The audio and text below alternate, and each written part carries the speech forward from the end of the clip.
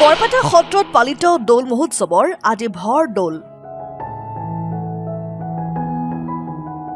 লোকে লোকাৰণ্য বৰপেটা সত্ৰ চৌহদ। ঐতিহ্যমণ্ডিত বৰপেটা সত্ৰত অনুষ্ঠিত দৌল মহোৎসৱৰ দ্বিতীয় দিন সত্ৰত পালন কৰা হৈছে ভৰ দৌল। মহাপুৰুষ শ্ৰীমন্ত শংকৰদেৱে বৈকুণ্ঠৰ আৰ্হিত বৰদোৱাত দৌল মহোৎসৱ পাতিছিল। তাৰ পাছত বৰদোৱা সত্ৰৰ দৌল মহোৎসৱৰ আৰ্হিত ঐতিহ্যমণ্ডিত বৰপেটা সত্ৰৰ আদি সত্ৰাধিকাৰ মথুৰা দাস বুঢ়া আটাই বৰপেটা সত্ৰত শ্ৰী শ্ৰীকৃষ্ণৰ দৌল মহোৎসৱৰ পাতনি মেলে।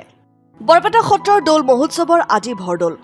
পুৱাৰে পৰা সত্ৰৰ কীৰ্তন ঘৰত নিত্য নৈমিত্তিক প্ৰসংগ চলাৰ পিছত গোসাঁইৰ সন্মুখত যুগমোহন গৃহত ভকতৰ প্ৰসংগ গায়ন বায়নৰ খোল প্ৰসংগ অনুষ্ঠিত হয়। দৌলত থকা দৌল গোবিন্দ আৰু কলীয়া ঠাকুৰ গোসাঁইক বৰপেটা সত্ৰৰ বুঢ়া সত্ৰীয়াই ফাকুগুৰি দিয়াৰ পিছত ভকতসকলে দুয়োজনা গোসাঁইক ফাকুগুৰি দি সেৱা জনায়। দৌল মহোৎসৱ উপলক্ষে আজি বৰপেটা সত্ৰৰ চৌহদ লোকে লোকাৰণ্য হৈ পৰে। উল্লেখ্য যে দুয়ো গোসাঁইক দৌল গৃহৰ পৰা বৃহস্পতিবাৰে নিশা নমোৱা হ'ব। গোসাঁইক দৌল গৃহৰ পৰা নমাই প্ৰথমে যুগমোহন গৃহত ৰাখিব আৰু পুৱতি নিশা সত্ৰৰ বাৰাণ্ডাত থকা সুসজ্জিত স্থানত ৰাখিব।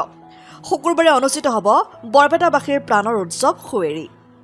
আমাৰ যিটো সত্ৰীয়া পৰম্পৰা, সেই পৰম্পৰা অনুসৰি যোৱাকালি ৰাতিয়ে গোসাঁইক দৌলত উঠোৱা হৈছে আৰু আজি ৰাতিপুৱাৰে পৰা নামঘৰত নৃত্য প্ৰসংগ হৈছে আৰু জগমোহন গৃহত নৈমিত্তিক প্ৰসংগ হৈছে।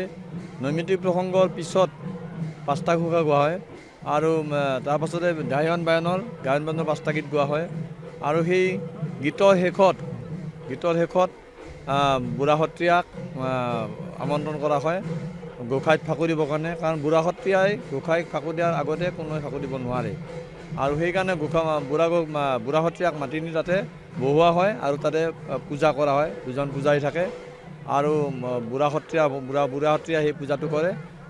পূজাটোৰ অন্তত প্ৰায় 45 মিনিটমান সময় ধৰি পূজা কৰা হয় আৰু সেই পূজাৰ অন্তত মানে গোসাঁইক নিয়ম অনুসাৰে ফাকু দিব লাগে আৰু বুঢ়া সত্ৰীয়াই ফাকু দিয়াৰ পাছতে বাকী সকলোৰে কাৰণে ফাকু দিয়াৰ কাৰণে মুকলি হয় আৰু বুঢ়া সত্ৰীয়াই আজ্ঞা দিব লাগে যে ফাকু দিব পৰা হৈছে আৰু গতিকে বুঢ়া সত্ৰীয়াই যিটো ৰীতি, সেই ৰীতি অনুসৰি বুঢ়া সত্ৰীয়াই দিয়াৰ এতিয়া সকলোৱে ফাকু দিব পৰা হৈছে।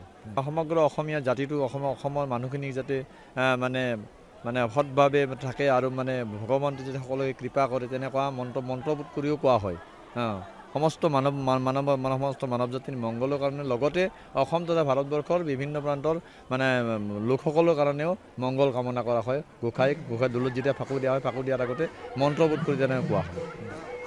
ৰং নেখেলে ফাকু ল'ব পাৰে, কাৰণ গোসাঁইক দৌলৰ পৰা ননমোৱা পৰ্যন্ত আচলতে আমি ৰং খেলিব নোৱাৰোঁ।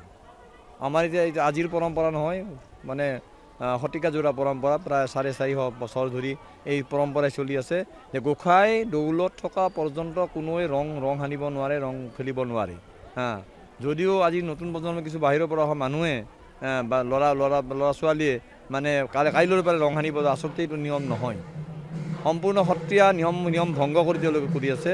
গতিকে মই তেওঁলোকক আহ্বান জনাওঁ, তেওঁলোকে হয়তো বৰপেটাৰ ৰীতি নীতি নাজানিব পাৰে, গতিকে সেইকাৰণে মই তেওঁলোকক আহ্বান জনাওঁ যে যাতে মানে গোসাঁইক অৰ্থাৎ সুৱেৰীৰ আগদিনাখনলৈকে যাতে কোনোৱে হোলী নেখেলে, ৰং নেখেলে।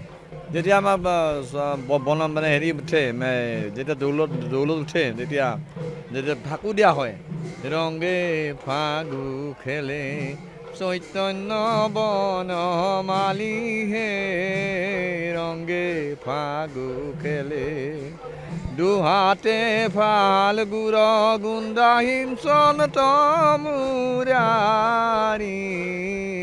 ৰংগে ফাগু খেলে।